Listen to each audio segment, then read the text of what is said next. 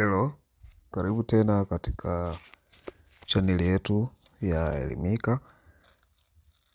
Tulikuandalia video ya kwanza ambayo ilikuwa inahusu namna ya kuweza kujisajili katika poto ya kuweza kutuma maombi kwa nafasi za kazi zilizotangazwa na Taasisi ya Kuzuia na Kupambana na Rushwa.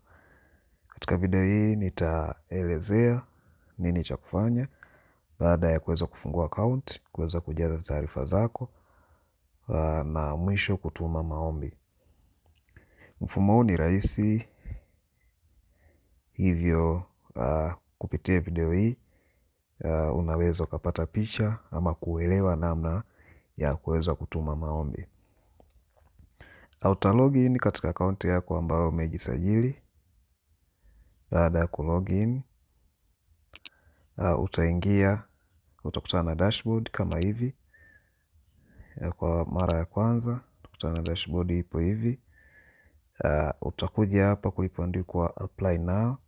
Kwa yule ambaye anatumia simu atabonyeza kushoto juu pale kutakuwa na vimistari vitatu. Utabonyeza, utakuja ya machaguo, utachagua hapo apply now, kisha utakuja katika ukurasa huu. Sasa hapa ziko sehemu 4 muhimu na ya 5 ni ya kupreview. Sehemu ya kwanza inahitaji personal details. Tutakiwa kujaza taarifa zako binafsi. Sehemu ya pili education. Ya 3 ni attachments. Ya 4 ni referees. Na ya 5 ni ku-review ama ku-preview kile ambacho ulikijaza katika hizi hatua zote ngapi? 4. Na baada ya kujidhihirisha kwamba uko sahihi ndio utasubmit na maombi yatakuwa yamepokelewa. Sehemu ya kwanza ya personal details, hapa utahitajika kujaza jina lako la kwanza, utajaza jina lako la pili, jina lako la mwisho, utachagua jinsia. Baada ya hapo tutabonyeza, utachagua jinsia yako. Baada ya hapo utakuja katika kipengele cha date of birth. Utaangalia hapo umezaliwa lini. Utachagua, utaanza kuchagua mwaka kama umezaliwa mwaka fulani 2016 utachagua na mwezi kama ni Juni labda tarehe 14. Baada hapo itakuwa imeshakaa. Lakini tukumbuke kwamba mfumo utakudetect hatua za awali kama tunavyoona hapa kwamba miaka imeambiwa ni kuanzia miaka mingapi? 18 mpaka 20 na isizidi 20 na ngapi? Na 8. Kwa hiyo kwa mtu kama huyo hataruhusiwa kuendelea. Lakini mfano umezaliwa huyu mtu ni umri wake ni wa chini sana. Twende kwenye miaka ya 2000. Chukulia umezaliwa 2006. Mwezi wa Julai tarehe ni 13. Umeona? Kwa hiyo hapo tayari tukisema tutoe 25 2026 tutoe na huu mwaka tunapata miaka 20. Kwa hiyo huyu mfumo umemkubali. Kwa sababu kwa mujibu wa tangazo ni miaka kuanzia 18 mpaka 25. Baada ya hapo utakuja katika upande wa makazi. Je, unapatikana mkoa gani? Utachagua kwa sababu ipo kwenye listi yako, utachagua mkoa unapatikana. Baada ya hapo utakuja katika wilaya na utachagua hizi zitafunguka kulingana na mkoa uliochagua. Mfano ni Arusha, hapa zitafunguka wilaya zake zote za Arusha. Utachagua. Baada ya hapo utakuja kuingiza namba yako ya NIDA kwa usahihi. Utakapoingiza namba ya NIDA kwa usahihi utakuja kuupload passport size yako.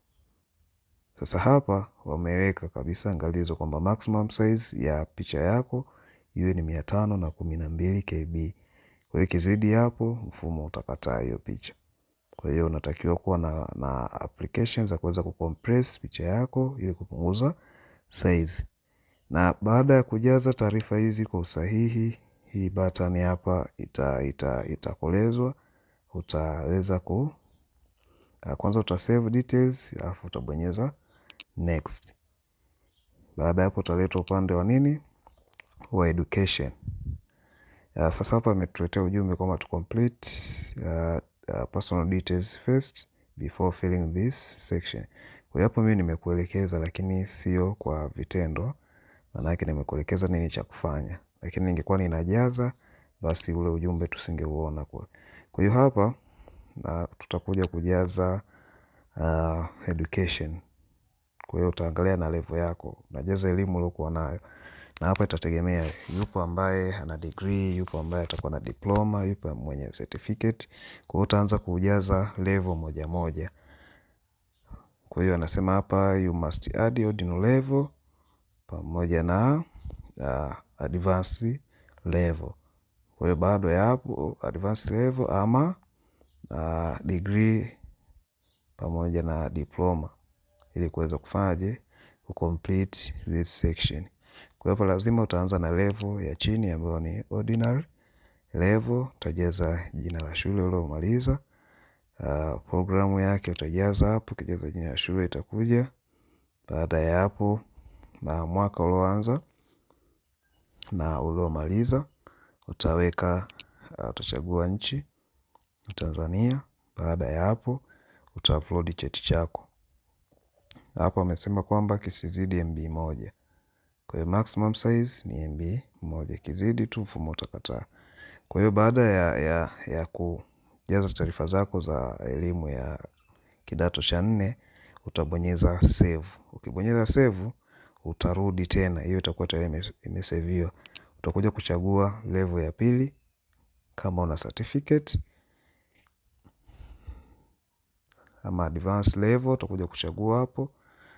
Utabonyeza na then utajaza taarifa zako, shule pamoja na mengineyo kama tulivyokuwa tunajaza kwa upande wa kidato cha 4. Kwa hiyo ukimaliza, kama umefika diploma ama umefika labda tuseme ni degree yako, utakuja kuchagua tena. Utajaza tena, utachagua ni bachelor degree, utakuja kujaza chuo, utakuja kujaza program, utakuja kujaza tena hapa na hiyo program name. Hii ni category kama ni education ama afya na kuendelea. Kwa hiyo hapo utajaza jina la kozi yako, utakuja kujaza mwaka ulioanza na uliohitimu. Baada ya hapo utaupload cheti, utakuja kusave. Kwa hiyo utafanya hivyo, utarudia kama ulifika master, na utakuja kuingiza taarifa zako za elimu hiyo ya juu ya master. Kwa hiyo utakavyoziingiza zote na ukiwa tayari una save, kile kiingiza moja una save, kile kiingiza taarifa ya level moja una save. Kwa hiyo kama tayari, ndio unakuja kubonyeza next, unaenda upande mwingine unaofuata. Hapa sasa kutaonyesha zile attachment zako ulizozi-upload huko, PDF zako zile ulizozi-upload. Kwa hiyo utaweza kuziangalia kwa sababu kule tuli-upload tu, hakukuwa na preview. Kwa hiyo hapo uta-upload, utazi-preview. Baada ya hapo utabonyeza next, utaletwa katika kipengele cha referees. Sasa hapa utahitajika kujaza wadhamini wako wasipungue 3. Kwa utajaza jina lake full lote, utajaza email yake, anafanya kazi ofisi gani, ama unaweza ukajaza taasisi anafanyia kazi. Baada ya hapo namba yake ya simu utasave na then utabonyeza next. Baada ya hapo sasa ndio utakuja upande wa mwisho kabisa kureview. Hapa utareview taarifa zako. Mimi sikujaza, lakini kwa ambaye atajaza atakuta taarifa zote alizozijaza zipo hapa. Jina lake kamili alilojaza kule mwanzo katika personal details, taarifa zote, mwaka wa kuzaliwa, namba za simu, picha yake. Atakuja kuangalia pia na education details, amejaza nini, taarifa zake za kielimu. Baada ya hapo atakuja attachment zake zile alizozijaza, vyeti vyake pamoja na referees. Baada ya kuona viko sahihi, utadeclare hapa kwamba taarifa zako ni za kweli.